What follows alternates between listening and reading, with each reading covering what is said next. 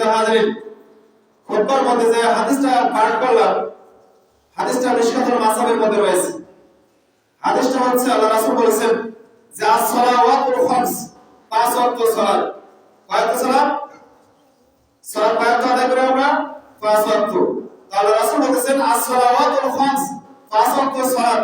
ওয়াল জুমাআতু ইলাল জুমআ, এক জুমা থেকে আরেক জুমা পর্যন্ত। অর্থাৎ গত শুক্রবার আমরা সালাত আদায় করেছি, মসজিদে উপস্থিত হয়েছি, আর আজকে যারা মসজিদে উপস্থিত হয়েছেন এদের কথা আল্লাহ রাসূল সাল্লাল্লাহু আলাইহি ওয়াসাল্লাম বলেছেন। আর রমাদান ইলা রমাদান, এবং এক রমাদান থেকে আরেক রমাদান, অর্থাৎ গত রমাদানে আমরা যারা ছিলাম আর আজকে রমাদানে আমরা যারা আছি, এই তিন শ্রেণীর ব্যক্তির কথা আল্লাহ রাসূল সাল্লাল্লাহু আলাইহি ওয়াসাল্লাম উল্লেখ করলেন। করার পর বলতেছেন মুকাফফিরাতু মা বাইনাহুমা, এদের মাঝখানের গুনাহ আল্লাহ তাআলা মাফ করে দেন। সুবহানাল্লাহ।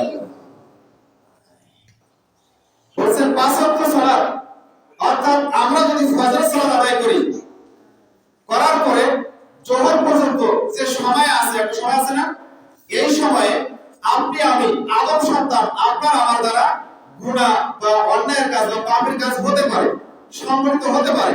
কেননা কুল্লু মানে আদম সন্তান, প্রত্যেকটা আদম সন্তান পাপী, প্রত্যেকটা আদম সন্তান ভুল করে। তো এই জন্য আল্লাহ রাসূল বলতেছেন যা সালাওয়াতুল খামস, পাঁচ ওয়াক্ত সালাতের এক ওয়াক্ত থেকে আরেক ওয়াক্ত, ফজর থেকে জোহর, মাঝখানে আমরা যে গুনাহগুলো করি, আমাদের দ্বারা যে পাপগুলো হয়, মুকাফফিরাতু মা বাইনাহুমা, এই মাঝখানের সময়টায় কেউ যদি ফজর সালাত আদায় করতে পারে, এরপর জোহর সালাত আদায় করে, মাঝখানে যে গুনাহ সে করতে শুরু করে মাফ হয়ে যাবে। সুবহানাল্লাহ। এরপর বলেন জোহর থেকে আসর পর্যন্ত এই যে সময়, এই সময় আমার আপনার দ্বারা যে গুনাহগুলো হয়, আসর সালাত আদায় করার সঙ্গে সঙ্গে আপনার গুনাহগুলো আল্লাহ তাআলা মাফ করে দেন। সুবহানাল্লাহ। এভাবে পাঁচ ওয়াক্ত সালাত আপনার জোহরে মাফ হবে, আসরে মাফ হবে, মাগরিবে মাফ হবে, ইশারে মাফ হবে, আবার ফজরে যে ফজরে মাফ হবে। তো যে ব্যক্তিটা পাঁচ ওয়াক্ত সালাত আদায় করে তার শরীরে কোনো গুনাহ থাকে না। যদি থাকে তাহলে হাদিস মিথ্যা। মানে হাদিস যেহেতু সত্য, যেহেতু হাদিস আল্লাহ রাসূলের কথা, অতএব যারা পাঁচ ওয়াক্ত সালাত আদায় করে এরা আছে কি নিষ্পাপ। যদিও তারা পাপ করে, তারপরে তারা কি পাপ যারা করেনি, এরকম কথা আল্লাহ রাসূল বলেছেন। সম্মানিত হাজিরিন, এরপরে হাদিসের নাম হচ্ছে ওয়াল জুমাআতু ইলাল জুমআ, এবং পাঁচ ওয়াক্ত সালাত আদায় করার পরে যদি ওই ব্যক্তিটা এক জুমা থেকে আরেক জুমা সালাত আদায় করতে পারে, মুকাফফিরাতু মা বাইনাহুমা, মাঝখানে পাপ আল্লাহ তাআলা মাফ করে দেবেন। সুবহানাল্লাহ। তাহলে গত শুক্রবার যারা মসজিদে সালাত আদায় করেছেন, প্রথম শর্ত পাঁচ ওয়াক্ত সালাত আদায় করতে হবে। দ্বিতীয় শর্ত জুমার এক জুমা থেকে আরেক জুমা সালাত আদায় করতে হবে। এরপর তৃতীয় শর্ত হচ্ছে রমাদান ইলা রমাদান, এক রমাদান থেকে আরেক রমাদান পর্যন্ত কি করতে হবে? আল্লাহ তাআলার ইবাদত করতে হবে, সিয়াম পালন করতে হবে। যদি আপনি এটা করতে পারেন, আল্লাহ সুবহানাহু ওয়া তাআলা আপনার আমার জীবনে যত গুনাহ আছে সব গুনাহ মাফ করে দেবেন। সুবহানাল্লাহ। সম্মানিত হাজিরিন, তবে এখানে আল্লাহ তাআলা বলেছেন ইল্লা, তবে ইজাস্তানাবুল কাবায়ের, যদি কাবিরা গুনাহ থেকে আমরা বেঁচে যেতে পারি। সম্মানিত হাজিরিন, শর্ত কি হবে বলেন? শর্ত হচ্ছে কাবিরা গুনাহ থেকে বাঁচতে হবে। যদি আপনার কাবিরা গুনাহ আপনি করেন তাহলে আপনার মাফ হবে। কাবিরা গুনাহ থেকে আপনাকে বিরত থাকতে হবে। কাবিরা গুনাহ থেকে বিরত না থাকলে আপনার সগীরা গুনাহ মাফ হবে, কিন্তু কাবিরা গুনাহ তো তওবা শর্ত। হাদিসে এখানে বলেছে কাবিরা গুনাহ কাকে বলে, এই জন্য আমাদের জানা দরকার। একজন সাহাবী সাল্লাল্লাহু আলাইহি ওয়াসাল্লাম জিজ্ঞাসা করতেছেন, ইয়া রাসূলুল্লাহ, আমিল কাবায়ের কাবিরা গুনাহ কি? বলা তখন আল্লাহ রাসূল উত্তর দিলেন আল ইশরাকু বিল্লাহ, আল্লাহর সাথে শরীক করা। কার সাথে শরীক করা? আল্লাহ সুবহানাহু ওয়া তাআলার সাথে কেউ যদি শরীক করে, ইবাদত করতে হবে আল্লাহর। যদি না করে, কেউ অন্য কারো গোলামি করে, যদি অন্য কারো দাসত্ব করে, অথবা আল্লাহর সম্পর্ক কাউকে যদি কেউ মনে করে, এটা আছে কি শিরক, শিরক বিল্লাহ। তো আল্লাহ রাসূল বললেন যে কাবিরা গুনাহ হচ্ছে আল ইশরাকু বিল্লাহ ওয়া উকুকুল ওয়ালিদাইনি, পিতামাতার অবাধ্য হওয়া, পিতামাতার সাথে খারাপ আচরণ করা, পিতামাতার কথা না শোনা, পিতামাতাকে কষ্ট দেওয়া, পিতামাতা বিছানায় শুয়ে আছে তার খোঁজ খবর না নেওয়া, এটা কি গুনাহ? এটা হচ্ছে কাবিরা গুনাহ। দুই নাম্বার সিরিয়ালে আল্লাহ রাসূল বলেছেন, এক নাম্বার সিরিয়ালে বলেছেন আল্লাহর সাথে শরীক করা, আল্লাহর সাথে আল্লাহ তাআলার বিধানের পরিবর্তন করা, আল্লাহ তাআলা যে কাজটা দেন সেই কাজটা নিজে তৈরি করে করা, এই কাজগুলো আছে কি শিরক। আর দুই নাম্বার বলে জওয়াবুল ওয়ালিদাইনি, পিতামাতার খেদমত করা, পিতামাতার কথা শোনা, পিতামাতার সাথে বেয়াদবি করা। যদি কেউ এগুলো করে, পিতামাতার সাথে বেয়াদবি করে, এটা কি হবে? কাবিরা গুনাহ হবে। কি হবে বলেন? একটু কথা বলবে তাহলে ভালো হয় আর কি। তো পিতা মাতার সাথে বেয়াদবি করলে এটা কি হয়? কাবিরা গুনাহ। আল্লাহ রাসূল সাল্লাল্লাহু আলাইহি ওয়াসাল্লাম 2 নম্বর প্রথম সিরিয়াল দিলেন আল্লাহর সাথে শরীক করা, 2 নম্বর আল্লাহর পরেই যার মর্যাদা দিয়েছে সেটা কার? পিতা মাতা। এই জন্য পিতা মাতাকে সবচেয়ে বেশি সম্মান করতে হবে, শ্রদ্ধা করতে হবে। এমনকি হাদিসের মধ্যে বলা হয়েছে একজন সাহাবী বলেছেন, ইয়া রাসূলুল্লাহ, আমার তো পিতা মাতা নাই, আমি কাকে শ্রদ্ধা করব? তখন বলেছেন যে পিতা মাতা যারা বন্ধু আছে, বান্ধবী আছে, তাদের সম্পর্কে যারা আছে এদেরকে তুমি কি করো? সম্মান করো, শ্রদ্ধা করো। এদেরকে তুমি খাওয়াও, এদেরকে মর্যাদা দাও। সমাজে হাজির। তো যাই হোক, আল্লাহ রাসূল বললেন ওয়াউলুকুল ওয়ালিদাইনি, 3 নম্বর বলেছেন ওয়াকাতুল নাস, মানুষ হত্যা করা, মানুষের সাথে খারাপ আচরণ করা, মানুষের সাথে বেয়াদবি করা, এটা হচ্ছে সবচেয়ে বড় কাবিরা গুনাহ। এক নম্বরে কি বলছে বলেন? শিরক, আল্লাহ তাআলার সাথে শিরক করা। দুই নম্বরে কি বললাম? পিতামাতার অবাধ্য হওয়া। 3 নম্বরে কি? মানুষের সাথে বেয়াদবি করা, কারোর সাথে বেয়াদবিমূলক কোনো কথা বলা, মানুষের সাথে মারামারি করা, ঝগড়া করা। আর আল্লাহ রাসূল বলেছেন যে ব্যক্তিরা ঝগড়া করে এমনিতে খারাপ কাজ আমরা জানি, তবে সিয়াম অবস্থায় ঝগড়া থেকে আল্লাহ রাসূল কঠোরভাবে বিরত থাকার জন্য আহ্বান করেছেন। কোন ব্যক্তি আল্লাহ রাসূল বলেছেন যে মাল্লাম ইয়াদা কওলা যুরি আল আমাল বিহি, যে ব্যক্তি সিয়াম থাকা অবস্থায় মানুষের সাথে ঝগড়া করে, মিথ্যা কথা বলে, অহেতুক কাজকর্ম করে, কোন কাজকর্ম নাই, দোকানে গিয়ে বসে টিভি দেখতেছে, এই যে অহেতুক কাজকর্ম দ্বারা জড়িয়ে পড়ে, আল্লাহ রাসূল বলেছেন মাল্লাম ইয়াদা কওলা যুরি আল আমাল বিহি ফালাইসা লিল্লাহ, যে ব্যক্তি এগুলো থেকে বিরত থাকতে পারবে না, তার সিয়াম থাকা রোজা রাখা কোনো দরকার সবটা হবে। মিশকাতুল মাসাবির হাদিস, আল্লাহ রাসূল বলেছেন যে মাল্লাম ইয়াদা কওলা যুর, যে মিথ্যা কথা ছাড়েনি, ওয়াল আমাল বিহি, এরকম অহেতুক কাজকর্ম ছাড়তে পারেনি, ফালাইসা লিল্লাহ, তার কোনো দরকার নাই রোজা রাখা। তারপরে এর মানে হচ্ছে রোজা থাকার পর আপনাকে অহেতুক কাজ করা যাবে না, প্রয়োজনীয় কাজ করতে হবে, আপনার সময়টা আল্লাহ তাআলার ইবাদতের প্রতি কাটাতে হবে। ভাবতে হবে এখন আমি কি সায়েম, আমি এখন রোজাদার, আমি এখন রোজা আছি, আমাদের অহেতুক কাজ করলে চলবে না। আপনার প্রত্যেকটা সেকেন্ড ইবাদতের প্রতি কাটানোর চেষ্টা করতে হবে। বলছিলাম রমাদান মাসে আল্লাহ তাআলা কিছু বিশেষ আমল দিয়েছেন, তার মধ্যে সবচেয়ে বড় আমল হচ্ছে সিয়াম। আর সিয়ামের পরে যদি কোনো একটা গুরুত্বপূর্ণ আমল থাকে সেটা কি? কোরআন তেলাওয়াত। গত রমাদান প্রথম তারাবিতে বলেছিলাম যদি আপনারা সময় দেন আপনাদের সন্তানকে কোরআন শিক্ষা দেব, আমার নিজের ইচ্ছা আপনাকে 1 পয়সা দিতে হবে না, কিন্তু আমি একজনকে সারা পেলাম না, হতভাগা জাতি আমরা, কত দুর্ভাগা। অথচ এই কোরআন শিক্ষার জন্য রংপুরের মেয়রের ছেলে শাহজাহান কবির, তিনি প্রায় 7-8 লক্ষ টাকা খরচ করে 100টা মসজিদে বিনা খরচে মানুষকে কোরআন পড়ার উদ্বুদ্ধ করেছেন।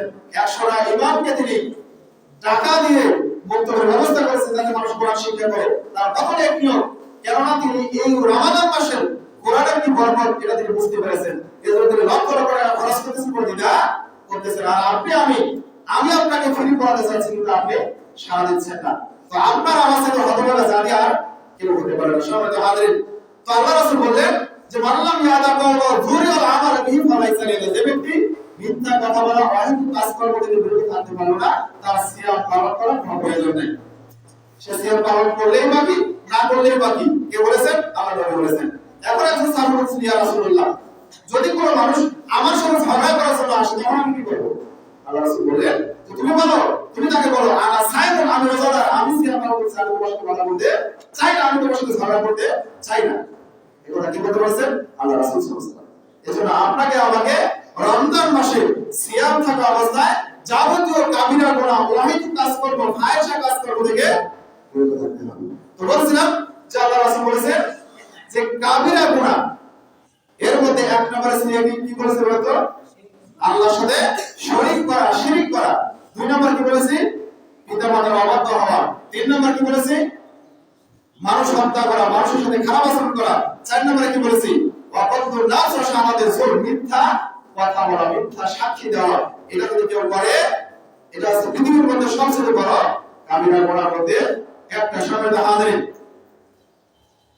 এরপরে কাবিরা গুনাহ সিরিয়াল এই সম্পর্কে একটা বই আছে, এই সম্পর্কে আলোচনা করে কয়েক জুমা আলোচনা করে কাবিরা গুনাহ আপনাকে পেশ করতে পারবো না। সম্মানিত হাজিরিন, তো সংক্ষিপ্তভাবে আজকে 4টা কাবিরা গুনাহ আপনাদেরকে বললাম যে আল্লাহ রাসূল বলেছেন যার ইশরাকু বিল্লাহ ওয়া হুকুকুল ওয়ালিদাইনি ওয়া কাতুন নাস ওয়া শাহাদাতুল যুর, এক নাম্বার কাবিরা গুনাহ আল্লাহর সাথে শরীক করা, দুই নাম্বার কাবিরা গুনাহ পিতামাতার সাথে খারাপ আচরণ করা, তিন নাম্বার কাবিরা গুনাহ মানুষ হত্যা করা, চার নাম্বার কাবিরা গুনাহ আছে মিথ্যা সাক্ষী দেওয়া, অহেতুক কথাবার্তা, এগুলো বলা আছে কাবিরা গুনাহ। সম্মানিত হাজিরিন, তো রমাদান মাস, এই মাসটা হচ্ছে বরকতের মাস।